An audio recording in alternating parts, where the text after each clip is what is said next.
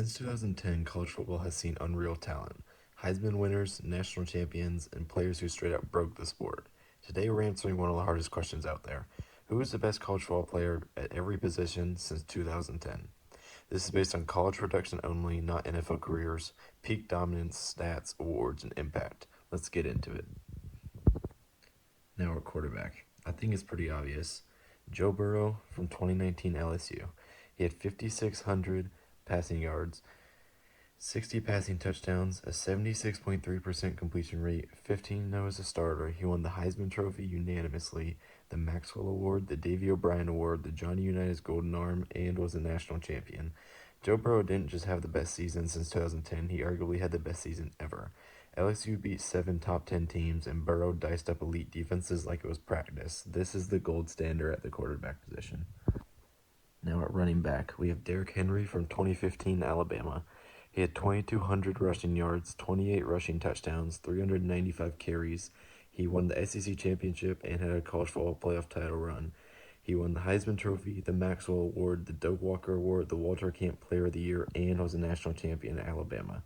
Everyone knew Derrick Henry was getting the ball, and it didn't matter. He wore defenses down, took over games late, and carried Alabama to a title. Pure dominance. Now at wide receiver, we have another Alabama player. We have 2020 Alabama Devontae Smith. He had 117 receptions, 1,800 receiving yards, 23 receiving touchdowns, and 20 plus touchdowns against SEC defenses. He won the Heisman Trophy, the Biletnikoff, the Maxwell, the Walter Camp, and was a national champion. The only wide receiver to win the Heisman since 1991, Devontae Smith embarrassed defensive backs week in and week out and made elite corners look helpless on the defense. At the tight end position, we have Kyle Pitts from 2020 Florida. He had 43 catches for 770 yards, 12 touchdowns, and averaged 18 yards per catch.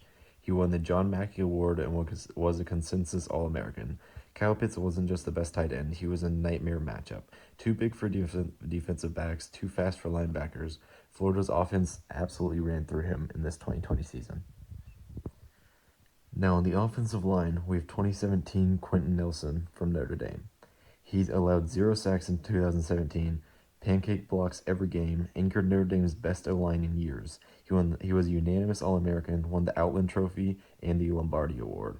If you're building an offensive line, Quentin Nelson is the first pick for college. Film guys still use his Notre Dame tape as teaching materials when they're coaching their players. On the opposite side of the ball, we had Chase Young from 2019 Ohio State on the defensive line. He had 16.5 sacks, 21 tackles for loss, forced 6 fumbles, won the Chuck Bednarik Award, the Bronco Nagurski Trophy, Lombardi Award, and was a Heisman finalist. Offenses changed their game plans because of Chase Young. Double teams didn't matter. He would absolutely wreck the offensive line he went up against. For the linebacker position, we have Manti Te'o from 2012 Notre Dame. He had 113 tackles, 7 interceptions. He was the defensive quarterback of an undefeated Notre Dame team. He won the Chuck Bednarik Award, Maxwell Award, Walter Camp Award, and was a Heisman runner-up. Manti Te'o was everywhere on the field. Linebackers don't usually rack up interceptions like he did in this season. He was elite mentally and was an absolute physical wrecking ball. Now at cornerback, we have Sauce Gardner from Cincinnati, 2021. He allowed 0 touchdowns in his career, 9 career interceptions. He was a shutdown corner on a playoff team from Cincinnati. He won the Jim Thorpe Award, was a consensus All-American. Receivers absolutely avoided a matchup with Sauce Gardner. When quarterbacks won't throw your way, that's dominance. You don't always see it on the stat sheet, but it is there when the game is played. At safety, we have Tyrann Mathieu from 2011 LSU. He had 76 tackles, 6 turnovers forced, and 2 punt returns for touchdowns. He won the Chuck Bednarik Award, SEC Defensive Player of the Year, and was a Heisman finalist.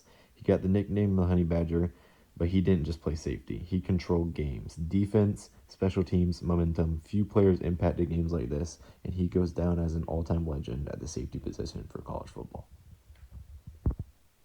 Now, don't even think I forgot about kickers. For the kicker spot, we have Roberto Aguayo from Florida State from 2015. He had an 88.5% career field goal percentage. He was perfect on extra points, making 198 out of 188. He had 27 straight made field goals at one point. He won the Lou Groza Award, an All-American, and a national champion at Florida. Aguayo was automatic in tight games. Florida State never worried about points. They trusted him completely with the ball on his foot. And we got to show some love for the punters.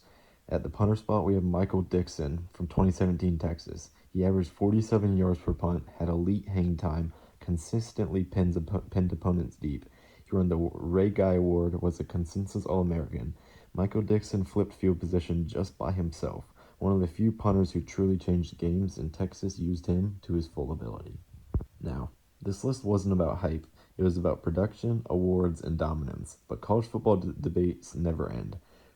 Let me know down in the comments, who did I snub, who's too high, and if you could pick one of these players to build a team around, who you taking? Let me know down below. See y'all guys in the next one.